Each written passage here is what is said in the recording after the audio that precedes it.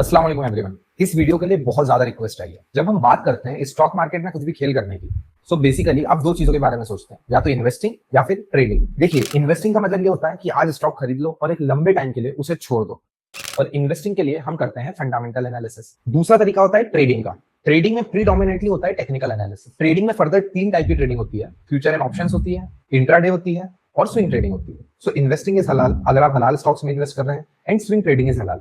अब मैं आपको बताता हूँ ये होता क्या है। इंट्राडे बोलते हैं सिंगल डे में किसी स्टॉक को खरीदना और उसको बेच देना, या फिर इसका उल्टा करना, पहले उसको बेच देना बाद में उसको खरीदना, जिसको कि हम शॉर्ट सेलिंग भी बोलते हैं। दिस इज नॉट हलाल, क्योंकि आपने स्टॉक खरीद लिया बट आपके अकाउंट में तो वो आया ही नहीं है, क्योंकि उसको आने में भी 2 से 3 दिन लगने वाला है। तो आप ऐसी चीज कैसे बेच रहे हो जिसको आप ओन ही नहीं करते। Future and options are also not हलाल। उसका रीजन ये है कि इसमें घर वाला एलिमेंट आ जाता है। घर मतलब बेसिकली जुआ या सट्टा, और ये दोनों ही वो तरीके हैं जिसमें लोगों ने बहुत ज्यादा पैसे गंवाए हैं। सो बेटर है कि हम इन तरीकों को अवॉइड करें, क्योंकि इनमें लोगों का नुकसान ही होता है और उनके ब्रोकर का फायदा।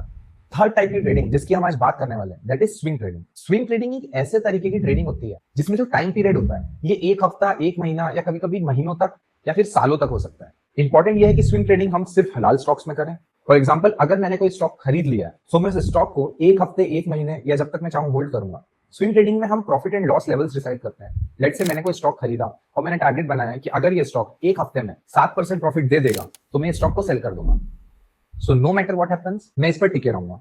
या फिर अगर वो 2% लॉस दे देगा तो भी मैं उसे सेल कर दूंगा। स्विंग ट्रेडिंग इज हलाल क्योंकि तब तक आपके अकाउंट में वो शेयर आ चुका होता है। Swing trading is safer as well, क्योंकि लेट्स से मुझे किसी स्टॉक में नुकसान हो भी गया तो मुझे कुछ नहीं करना है। मुझे ये टेंशन नहीं है कि मुझे उसे बेचना है, मैं उसे बहुत लॉन्ग टर्म तक होल्ड भी कर सकता हूँ। एक इंपॉर्टेंट पॉइंट ये भी है कि स्विंग ट्रेडिंग में हम सिर्फ टेक्निकल या सिर्फ फंडामेंटल एनालिसिस का यूज नहीं करते हैं, हम दोनों का कॉम्बिनेशन यूज करते हैं।